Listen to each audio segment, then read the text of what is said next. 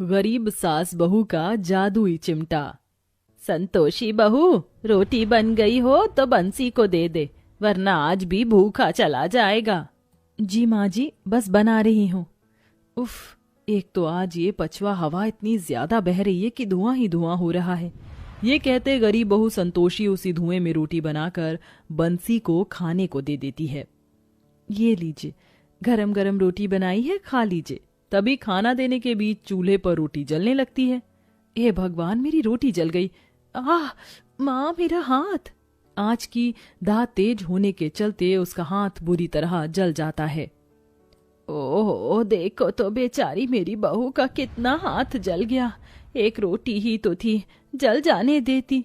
ये आप कह रही हैं माँ जी, जिन्होंने मुझे बतलाया है कि एक एक दाना कितने परिश्रम से कमाना पड़ता है। ये कितनी मुश्किल से दिन भर 10-10 घंटे चक्की में आटा पीसते हैं और फिर भी मालिक सिर्फ 100 रुपए पकड़ाता है तो जाकर हम खाते हैं। संतोषी के घर की स्थिति बहुत ही दयनीय थी। कमाने वाला एक अकेला बंसी था और खाने वाले 2 बच्चे, पत्नी और माँ। गुजारे के लिए एक झोपड़ी, कुछ कपड़े, माटी का चूल्हा और 2-4 बर्तन। उसी गरीबी में हर दिन रोटी बनाते हुए संतोषी का हाथ जल जाता था, जिसे देख गोलू और चिंकी रोने लगते हैं। दे तो बाबा, माँ का कितना हाथ जल गया है। माँ के लिए एक चिमटा खरीद कर ला दो। हाँ बेटा, बहू के लिए एक चिमटा खरीद ला। रोज हाथ जल जाता है, चूल्हे की आंच धीमी तो होती नहीं, लौ पकड़ लेती है। चिमटा रहेगा तो आराम से रोटी बना लेगी। ठीक है माँ, ले आऊंगा चिमटा, आप चिंता मत करो। बंसी काम पर आ जाता है। जहाँ कुर्सी पर चश्मा चढ़ाए बैठा मालिक उसे बहुत खरी खोटी सुनाता है। आइए आइए मालिक साहब। क्यों रे बंसी, दिख रहा है 10 बज गए और तू अब आ रहा है सेठ राम की तरह। हाँ, तेरी वजह से मिल में आए 2 ग्राहक फिर चले गए। चल काम पर लग। बेचारा बंसी रोज ही मालिक की बातें सुनता था। वह पूरे दिन मिल में आटा पीसता और भारी भारी बोरी उठाता है। तभी शाम को वह पैसे मांगता है। मालिक, पैसे दे दीजिए। मैं वो कह रहा था, मुझे थोड़े पैसे बढ़ाकर दे दीजिए। रोज रोटी बनाने में मेरी पत्नी का हाथ जल जाता है, उसके लिए चिमटा खरीदना है। अरे मेरे पास पैसे का पेड़ थोड़े है जो तोड़कर दे दूं। ये ले आज की दिहाड़ी। ये क्या मालिक, आप ये क्या दे रहे हैं? सिर्फ 50 रुपए? क्योंकि आज तू देर से आया था, इसलिए मैंने 50 रुपए काट लिए। देखिए मालिक, 10 साल से मैं आपके पास काम कर रहा हूँ, थोड़े पैसे बढ़ा दीजिए। 100 में परिवार का पेट नहीं चल पा रहा। अरे तो ढूंढ ले काम जाकर कहीं और, वैसे भी दुनिया काम की भूखी बैठी हुई है। मालिक की झाड़ खाकर बंसी घर चल देता है। दिन बीतते जाते हैं। हर बार रोटी बनाते बेचारी बहू का हाथ जल जाता और उसी में सब कुछ करने में उसे बहुत कठिनाई होती। मगर एक गृहिणी होते वह अपनी सास को तंग नहीं करना चाहती थी, इसलिए खुद में कठिनाइयां झेलती रही। तभी एक दिन गली में बर्तन बेचने वाला आता है। बर्तन ले लो, बर्तन। तभी बर्तन वाले को देख गोलू कहता है, चिंकी देख बहन, बर्तन वाला आया है। चल हमने जो पैसे जोड़े उससे माँ के लिए चिमटा खरीद कर लाते हैं। हाँ चलो भैया, हम माँ के लिए चिमटा खरीद लेंगे, फिर माँ का हाथ नहीं जलेगा। गोलू भोलेपन में बर्तन वाले को 5 रुपए देकर कहता है, ये लो अंकल पैसे, मुझे वो चिमटा चाहिए। अरे ओ गरीब की औलाद, 5 रुपए में चिमटा थोड़ी आता है। 10 रुपए हर माल समझा है क्या? चल हट भाग। अंकल अंकल चिमटा दे दो ना। गोलू के जिद करने पर आदमी उसे दूर धक्का मार देता है। ले, मिल गया चिमटा, भिखारी की औलाद, चल भाग यहाँ से। अपने बच्चों को ऐसे दुत्कारता देखकर सास बहू का दिल निकल आता है। संतोषी रो पड़ती है। बच्चों चलो घर में चलो, मुझे चिमटा नहीं चाहिए। जाने भगवान कहाँ सोया हुआ है, वो हमारे गरीब घर के दुख कब हरेगा। यूं ही दिन बीतते जाते हैं। एक दिन संतोषी जंगल जा रही थी, तभी वह एक बुढ़िया को देखती है जिसके सर पर भारी बोझा होता है। लगता है वो बोझा बूढ़ी अम्मा से उठ नहीं रहा। लाइए अम्मा, मैं छोड़ देती हूँ, आप मुझे घर बता दीजिए। बस यहीं पास में मेरी झोपड़ी है। बहू बोझा उठाकर बुढ़िया की झोपड़ी तक लाती है, जिससे उसके हाथों का फोड़ा फूट जाता है। हे भगवान, बिटिया तुझे तो कितनी लगी होगी, तेरी शक्ल पे तो परेशानी सी दिख रही है। तूने मेरी मदद की, अपनी परेशानी नहीं बताएगी? बूढ़ी अम्मा को क्या पता मैं तेरी कोई मदद कर सकूं? संतोषी सब कुछ उसे बताती है। बिटिया, जंगल से थोड़ी दूर एक झोपड़ी है।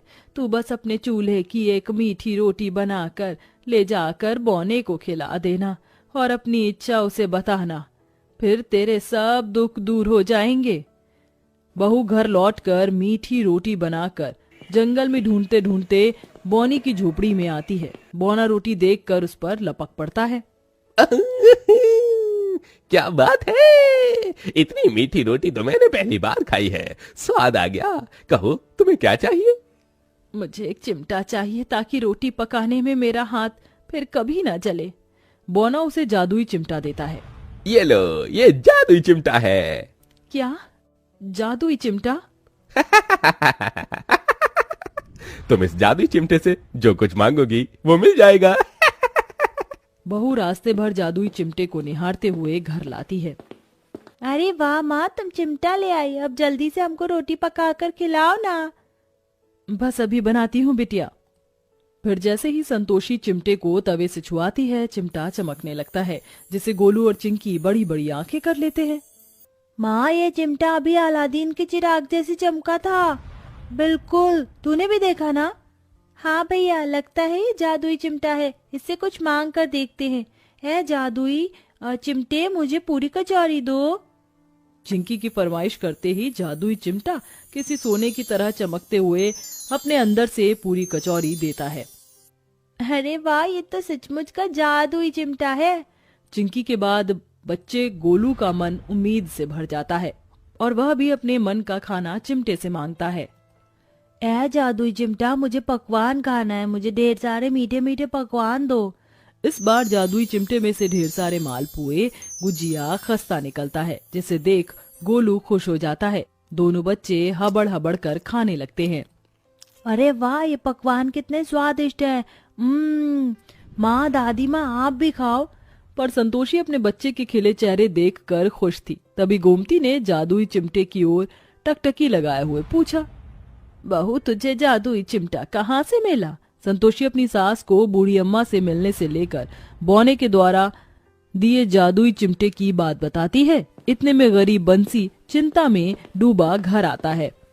हाजी, आ गए आप, बताइए क्या बनाऊं आपके लिए?